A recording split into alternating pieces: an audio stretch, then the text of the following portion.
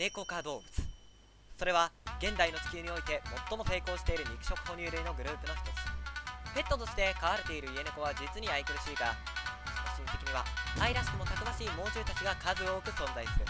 そこで今回は猫派必見、世界中から集まった猫科の最強ハンターたちを一挙ご紹介。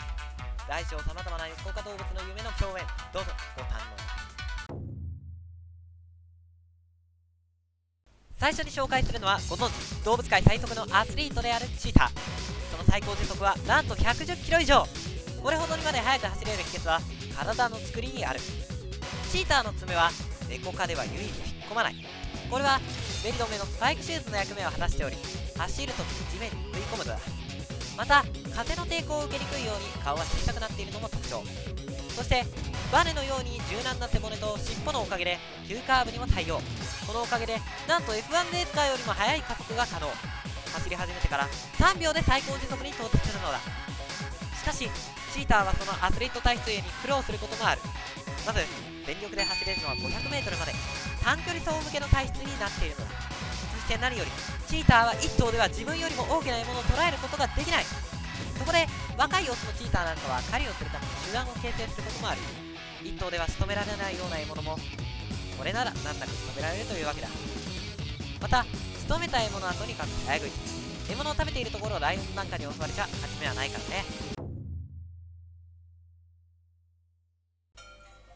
続いては姿なきハンターと呼ばれるヒョウの登場だ。アフリカからアジアにかけての広い範囲に生息している。ロシアに生息する最大野種アムールヒョウは絶滅寸前で、現在日本を含む世界中の動物園で保全活動が進んでいる。この美しいヒョウ柄模様は周囲の環境に溶け込むのに適しており、草むらから相手に忍び寄り一気に襲いかかることが可能。しかもこの模様、他の動物に威圧感を与えるらしく、イギリスのチシントンワールド・オブ・アドベンチャーズではヒョウ柄での入園を禁止している事例でもある。そしてヒョウは木登りも得意。素早く地上を駆け回り猿の仲間を襲うこともある。さらには仕留めた獲物を他の動物に奪われるよう木の上へと運ぶ習性があり、発達した首の伸展筋群のおかげで体重 300kg にもなるシマウマすら軽々と木の上へ持ち運んでしまうのだ。標高 8000m 以上と日本の富士山の2倍はあろうかという山が連なるヒマラヤ山脈。このヒマラヤ山脈に生息するのがユキヒョウ。現地では山の精霊と呼ばれている激レア動物だ。寒さの厳しい場所に生息しているので分厚い毛皮に覆われている。その毛皮は美しいシルバーカラーなのが特徴。これも岩肌がむき出しになっている場所では立派な保護色となる。またユキヒョウの耳は熱を逃がさぬように小さめになっている。これはアレンの法則と呼ばれ、動物の生息する環境の気温が部位の発達に影響をきたすことを示す有名な法則だ。足は太くて短い。幅広い足は接地面が大きいのでクライミングチョークがなくとも断崖絶壁で滑らずに速やかに移動できる。そしてバランスを取るのには長い尻尾も欠かせない。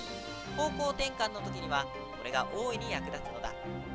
ユキヒョウは山岳という地形を利用する狩りが非常に得意。なんと獲物を断崖絶壁まで追い詰めてから飛びかかり、落下の衝撃でダメージを与えてから噛みついて追撃。オーバーキル数というトム・クルーズもびっくりのスタント系の狩りを行うこともあるのだ。上手には真似できないアクロバティックな狩り、お見事としか言いようがない。ユキヒョウと同じくアジアの高地に生息するのがマヌルネコ。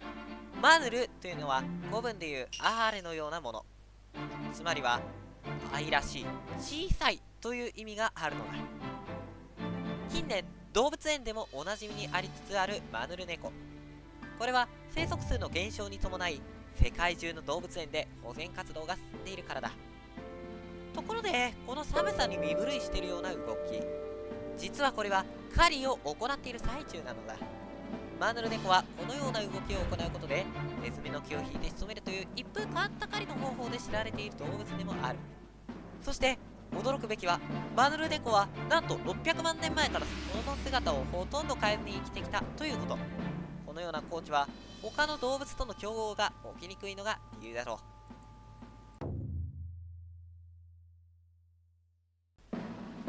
そんなマヌルネコと並び動物園で保全活動が進んでいる小型ネコ科動物として人気急上昇中なのがサハラ砂漠などに生息するスナネコと呼んで砂漠の天使。灼熱の砂漠に生息しているので足の裏には毛が生えている。このおかげで砂に沈まずに移動することが可能。そう考えるとなんだか漢字記みたいだね。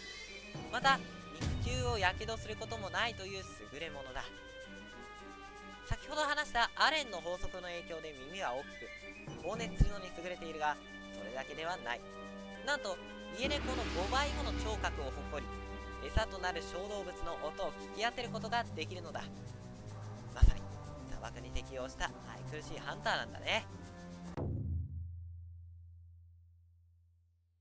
一方、日本の動物園ではまだ飼育施設はないが、マヌルネコやスナネコと肩を並べられるポテンシャルがあるとされるのがこちらのクロアシネコ。世界最小のネコ科動物の一つで体長は35センチほど。しかしそのあだ名はアリ塚の虎とかなり物騒なのだ。それもそのはず、クロアシネコは1日に食べる肉の量はおよそ 250g 以上。体の大きさに見合わぬ食事量、こんな大食いな方は鬼滅の刃の観音さん以来久々に見ましたよ。クロアシネコはとてつもなく不良な性格。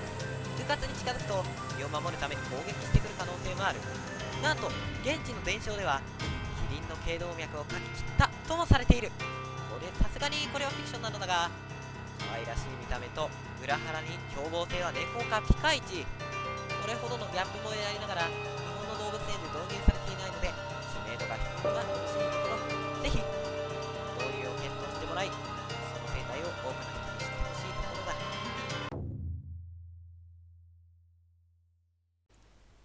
後半に入る前にここらで少し家猫に関する大事な話をしておこう。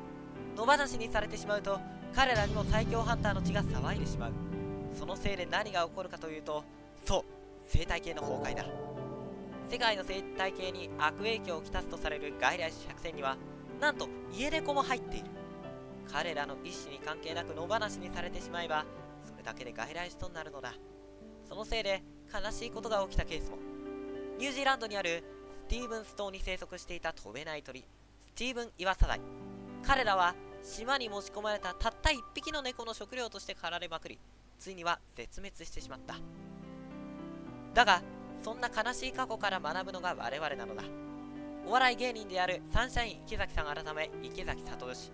彼らは自身の出演する動物番組や YouTube などを通じ保護猫ボランティアについての情報を発信している。現在このような保護猫プロジェクトは全国で広まっている。そのような活動を支援すること、そしてペットは責任を持って最後まで一緒にいること。意外な話だろうが、これはサークルオブライフ、つまり生態系を保護することにつながるのである。大きな耳とその先端に毛が生えていることが特徴であるカラカル。この先端に生えた毛はアンテナのように音を聞き集める役割がある。その得意技はこの大ジャンプ。最大で高さ、幅ともに3メートルの大ジャンプを繰り出すことができるのだ。これはしなやかな後ろ足の筋肉が発達しているためで、この跳躍力自慢のパワーを生かし空を飛ぶ鳥や小動物などを襲って食べているのだ。ちなみに古代エジプトでは壁画にも描かれており神聖な動物とされていたそうだ。カラカルと同じく自慢の跳躍力で狩りを行うのがサーバル。世界中の動物を大々擬人化したことで話題を集めた獣フレンズの主人公でも有名なこの動物だが、ずらりとした足をしている。実はこのサーバル、耳が大きい上風の音さえも邪魔になり飛ぶ鳥や小動物を襲うことができない時がある。そんな時に役立つのがこの長い足。そしてこういう時にサーバルが狙うのはなんと猛毒を持つヘビ。噛まれてしまえば命はない。そこで自慢の跳躍力でさらりと攻撃をかわしては長い前足で必要に弱点である頭部を攻撃する。いわば猫パンチの上位互換のようなものだ。リーチの長い前足は効果抜群。こうなってしまえばあとはひたすらジャブを入れるだけで仕留められてしまう。誰しもすっごいと言いたくなるような鮮やかな狩り、お見事。まさに砂バンナの小さな名標と呼ぶべき美しきハンター、それがサーバルなのだ。この模様がないヒョウのような動物はピューマ。雪ヒョウと同じく特に跳躍力に優れている。この運動神経の高さからさまざまな環境に適応できるのだ。では一体どれほどなのかというと、北はカナダから南は南アメリカの最南端まで、しかも寒さの厳しい高山から温暖な森の中、そして市街地、果ては砂漠と実に多種多様な環境に適応しているのだ。狩りのやり方は、獲物がよそ見をしていたら忍び寄り、気づかれそうになったら静止、これを繰り返し一気に襲いかかるだるまさんが転んだのようなもの。どっかのデスゲームとは違い、鬼役が獲物、つまりタッチされたら死を意味する。どのみち遊びのようなものではなく、真剣な狩りであることに変わりはないだろう。南アメリカ最大の猛獣ジャガー、その名は現地の言葉で一発で殺めるものという12秒間あふれる意味を持つが、実際にジャガーはそのような狩りを行うのだ。というのは、かつてジャガーはマンモスやメガテリウムといった大きなものを狙うハンターだった。しかし1万年前に彼らが絶滅したため、標的をカイマンなどに変更。そのためジャガーは泳ぎも得意に進化したと考えられている。そしてジャガーの噛む力は1四方センチメートルあたりにかかる圧力がネコ科随一と言われており、相手の頭を砕くのにはうってつけだ。こうして獲物に飛びかかり一発で仕留める水陸両用のハンター、それがジャガーなのである。ちなみにジャガーとヒョウは稀に突然変異で体が黒くなるメラニズム個体が生まれることもある。これは地毛が黒くなっただけで色はしっかりあるのだ。さあ、いよいよネコ科の二大巨頭に登場してもらおう。ということで、まず満を持して登場したのはネコ科最大級、密林の王者の異名を持つ孤高のハンター、トラだ。縄張り意識が強く、アンモニアが多く含まれるのを木にぶっかけることでマーキングを行うと、実はトラの狩りの成功率は 10% ほどしかない。しかし抜群のテクニックでトラは狩りを行っているのだ。まず黄色と黒の縞模様は鹿などの目にはうまく紛れているように見える。まるで迷彩みたいなんだね。こうすることで獲物に気づかれず、抜き足、差し足、忍び足と接近することが可能なのだ。そして獲物に飛びかかる際に発揮されるのがこの絶大なジャンプ力。高さ5メートル、幅10メートルと大型バスを軽々と飛び越えられる跳躍力で獲物に飛びかかるのだ。しかもヒョウほどではないが木登りも得意。体が柔軟なので落ちてもダメージは少ない。獲物を狩るときに木に登ることもあるんだって。そして獲物を引き倒すときには強靭な前足が役に立つ。実はネコ科の動物は全身の5割が筋肉で占められており、哺乳類トップのゴリゴリマッチョと言えるのだ。だから自分よりも大きなガウルすらこの通り。まさにテクニックで獲物を仕留める忍者のような孤高のハンター、それがトラなのだ。皆様、大変長らくお待たせいたしました。ついに百獣の王様の登場であります。